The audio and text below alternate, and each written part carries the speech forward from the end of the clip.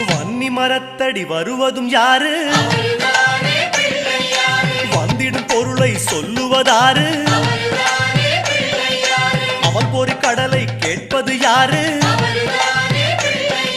நிதிமதி நிம்மதி தருவது யாரு? எருக்கம் மாலை கேட்பது யாரு? பிணக்கம் நீக்கும் சாமியும் யாரு? முன்வினை அறுக்கும் மூத்தவன் யாரு? அவரும் வாழ்வது எங்கே?